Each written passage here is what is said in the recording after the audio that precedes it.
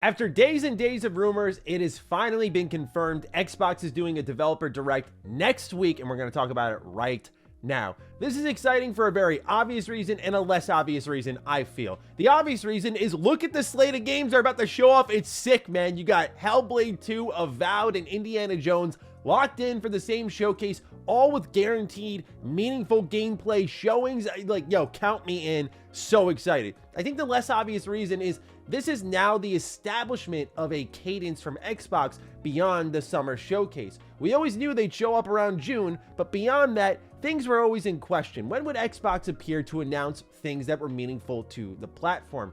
Last year at the top of 2023, we got the developer direct for the first time ever. And while the slate of games there I found less appealing, from ZeniMax and Minecraft Legends, and then you also had Forza Motorsport, it was really about establishing a format. And it was so strong that it provided a lot of excitement for the platform regardless of what was shown off. Because now we're seeing here that this year, given the quality of the games that are ready to be shown off, this can absolutely lap the last developer direct we got and set the tone for 2024. So, ladies and gentlemen, I'm very excited. We got a lot to get into, so let's not delay any further. Subscribe if you're new. And let's start with some information from the Xbox Wire post, where they write, "You're about to get an exciting look at some of the incredible games ahead with Xbox as we present a new edition of Developer Direct on Thursday, January 18th at 12 p.m. Pacific Time, 3 p.m. Eastern Time, 8 p.m. UK. Fans will get an inside look at a selection of highly anticipated games coming to Xbox Series X and S, PC, and Game Pass. Shortly after, ZeniMax Online Studios will host the Elder Scrolls Online 2024 global reveal." So last year, ZeniMax Online Studios was actually able to join the Developer Direct and then connect it to their big showing, but this time they're doing things separately entirely. Presented by the game creators themselves, Developer Direct offers an in-depth look at upcoming titles, how they're being created, and who's creating them. We'll visit Machine Games in Sweden to check in on their Indiana Jones game, swing by Obsidian's Irvine offices to see more from Avowed, head to Oxide Games' Maryland home to learn about Ara History Untold, and take a trip to Cambridge, England to see Senua's Saga Hellblade 2 from Ninja Theory. Please note that while this show won't have updates on games from Activision Blizzard, you can look forward to news from those teams later this year. One thing that's not mentioned or teased is, much like last year, the potential of a shadow drop of some kind. There's been a lot of discussions. I saw that Double Fine was kind of teasing like something may be nearby, so I would keep my eye on them personally. There's also been the rumors floating around about Hi-Fi Rush and Sea of Thieves going to PlayStation and Switch. I don't know if you use your Developer Direct platform to announce that things are going elsewhere. Perhaps they do it there just to kind of bring in fans from beyond the Xbox platform so that they can watch with anticipation of things that may come to them. However, Activision is just the first thing I wanted to note here, and their lack of presence. I was a little bit surprised by this one, but then I thought about it, and if you asked me what was stronger, which was jamming a huge Developer Direct and a huge summer showcase, we're kind of spreading the wealth potentially between a Developer Direct in January. Maybe in, I'd say, March or April, we get an ABK Xbox Roundtable like we got with Bethesda.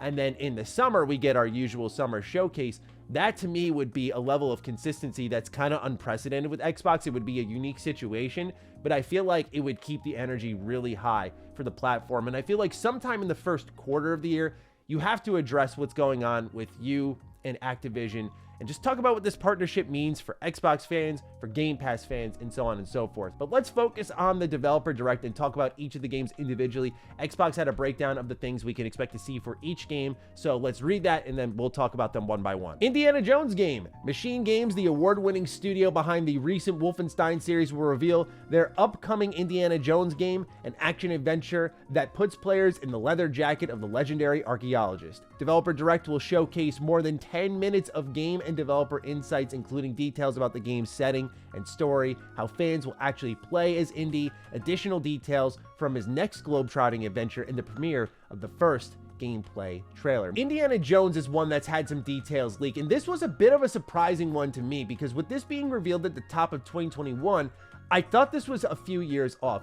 Machine Games has been in limbo for a while since Wolfenstein Youngblood. We know they worked on the Quake 2 re-release. They did an expansion pack for that. Obviously, their full team wasn't working on that, but we haven't seen a meaningful release from them in a while. The assumption was they were working on Wolfenstein 3 and then transitioned over to Indiana Jones, and given that Indiana Jones was only announced so recently, that it'd be another couple of years before we heard from them again. However, Insider Gaming is reporting that Indiana Jones is actually releasing this year, and I don't know, but my sus alarm is going off a bit because I'm like, how? Was it already in development before the partnership was announced? If so, cool, because maybe they had to hire for it, because I do anticipate that Indy is going to look and play much differently from what we saw in, say, Wolfenstein, and if that is the case, you have to hire talent that's geared toward that particular style of game. So if it's not just a first-person shooter, that goes beyond maybe some of the skill set of their current staff.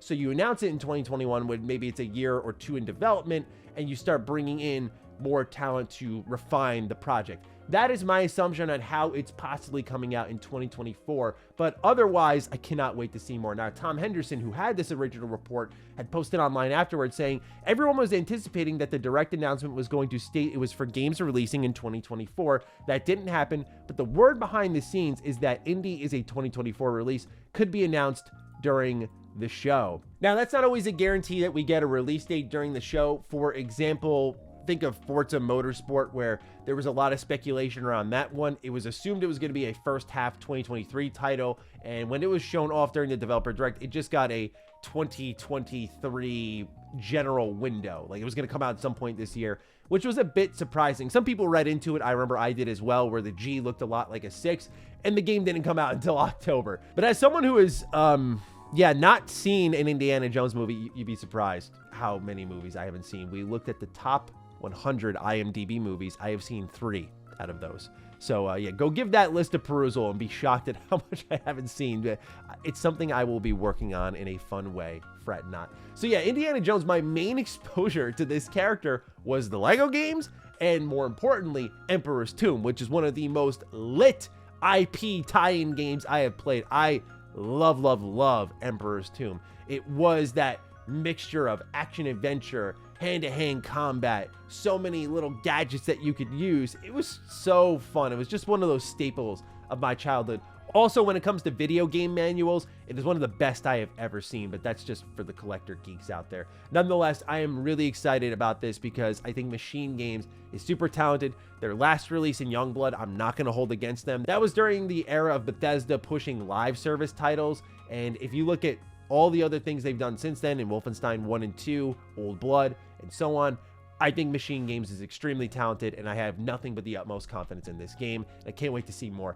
After this, they talk about Avowed in the Wire post, and they say, the team at Obsidian will share the first deep dive into the gameplay experience fans can expect in Avowed, their upcoming fantasy action RPG set in the fantastical, vibrant, living lands. Learn more about how Obsidian expertise is building worlds with deep themes, dynamic gameplay, and thoughtful reactivity come to life in Avowed, where players will have agency to make choices to shape every step of their adventure. What's there to say about Obsidian that hasn't been said before, man? I mean, this is the GOAT, right? This is the team that just always delivers, always you can count on. Before I get into my own personal excitement, I do want to be fair and address that during last summer's showcase from Xbox, Avowed did get its first gameplay reveal, and many people were disappointed. Not everyone, but some were vocally disappointed in the graphics and the choice in art style. It was much more focused on color splashes, where people were hoping it would be more serious and gritty and rooted in reality. And so I understand that. I did see the freeze frames people were doing for a pre-alpha build of the game, and yeah, I get it didn't look fully up to snuff, but also it's pre-alpha, so I am keeping an open mind on the visual front. And while this is going to sound like I'm endlessly defending the game before I even see anything meaningful of it, I will just say that this has always been the case for me, where I do not play Obsidian games for graphics at all. For me, though, I find Obsidian to be scarily consistent, and I find them to be so exciting because I just know I'm gonna love what they put out. I especially felt reaffirmed in those ways when I was very skeptical going into Pentiment, and that game ended up knocking my socks off. Pentiment was awesome. Same thing with Grounded. Okay, why are you doing this kind of multiplayer survival style game. Nope, that game was super imaginative, really fun. So Avowed, really speaking to my sensibilities, right? RPG, reactive choice, fantasy setting, which works for me with very specific developers, aka Bethesda Game Studios, and guess who mimics their game style? Obsidian. So I'm very excited for what looks to me like fantasy the Outer Worlds, like not this massive open world, but tight hub areas with meaningful quests and choices. I'm also really excited to learn more about Avowed because we learned through Obsidian that this was originally a multiplayer title, so I'm wondering how much of the guts of that has been pulled out. We'll see in due time. Pillars of Eternity is still a series that I gotta knock off my backlog, and it seems like this year it may be time to finally do so. Afterwards, they mention Ara History Untold, hear from the leads at Oxide Games, a studio founded by veterans of the strategy genre and the creators behind classic strategy titles including Civilization V, as they unveil exclusive new gameplay and share more details about the inspiration, key features, and road ahead for their upcoming historical grand strategy game. Don't sleep on this one. I'm just gonna say that right now. Do not sleep on this one. I played one round of Civilization V. I only have about 17 hours logged in Civ 5. That was the most dangerous 17 hours in my gaming career. I remember I bought it on a Steam sale when I first got my gaming PC in 2012, I believe it was, and I downloaded this game, like, let's try it out. I was very young, so I had ample free time compared to nowadays. I played one campaign, and I kid you not, I blinked and 17 hours were gone like that. I uninstalled that game immediately. I was like, this will destroy everything I have worked for up till this point. I must protect myself. So to know that some of the minds behind Civ 5 are here working on this game, oh boy, protect me, everyone. Just don't let me go install this game if it ends up being raw. Now, what I'll say here with Ara History Untold as well is I like the diverse representation here. Most of these are heavy hitters. I like that in the mix of action adventure titles and fantasy RPGs, you have this strategy game here. I think it speaks to what I and many others like about the Xbox platform right now, which is that they're really pumping a diverse catalog of games into Game Pass. And that is valuable for everybody. So don't sleep on Ara History Untold, even if it's not your speed. I'm excited to learn more about that one.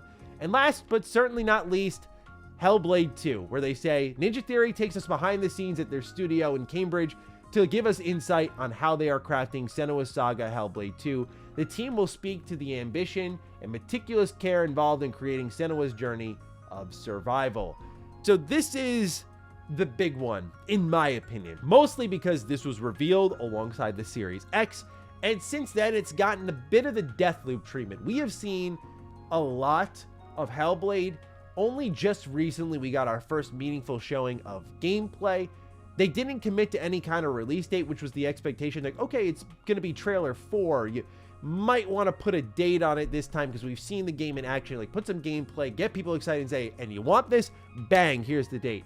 Now, the assumption within the community was naturally, okay, they're probably holding it for a developer direct, or this game's way further off than we all expect. This game needs a release date. Would I love a date for all of these, or a window for all of these? Yes. I want a date for Avowed. I want a date for Ara. I want a date for Indiana Jones. But if any game needs a date, it's going to be Hellblade 2. It has to be Hellblade 2.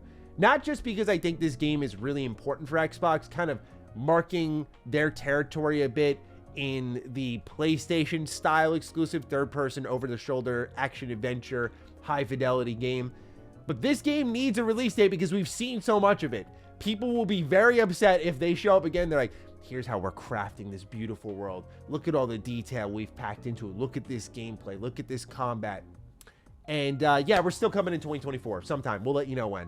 We cannot bear another trailer, another showing of this game without a date. So Xbox, please put a release date next to it. The question is, though, Xbox has already said, yeah, we're going to have a new exclusive every quarter. But it's funny because given the ratio of massive games, and there's only 4 quarters in a year, one of these big games has to be coming out soon. If I were to say it'd be any, given how long it's been in development and how many trailers we've seen, I wouldn't be surprised if, like, Hellblade 2 was actually coming in March. That would be plausible to me. And I think that would be a really massive announcement for the fan base, the games industry as a whole, just knowing, like, this big heavy hitter game is right there around the corner, and you don't have to wait long. It would also be a testament to the belief in Game Pass to give that such a small marketing window. What I will just say is, out of the big three, we'll call them Indie, Avowed, and Hellblade, one of them's right around the corner if Xbox is going to dedicate themselves to quarterly AAA releases that are exclusive. And I think the one that has the biggest chance of them all to release soon is Hellblade 2. So that makes the most sense to me. Meanwhile, I would say Indiana Jones, just given its, I think, shorter development timeline, would probably be best placed in the holiday period of the year, aka Q4, which kind of leaves Ara and Avowed for Q2 and Q3. Since we knew Avowed was in pre-alpha last summer, I would throw out Q3 for Avowed, although it would be late Q3, and I would say Ara may be up in Q2. Now, you could also flip Ara and Hellblade, where, say, Hellblade is a spring title and Ara is this much sooner title. I think that would also work. You also have to consider the shadow drop that can happen here with Double Fine or maybe even Towerborn. Like, Xbox has a lot loaded in the chamber, and it's really exciting because one way or another, I think we're going to get hit with a heavy amount of content. I'm looking forward to hearing your thoughts on the Developer Direct. Certainly, there's much to speculate about. So fire away down below, and I'll catch you in the next video. Stay sexy, stay active. I love you all. Peace.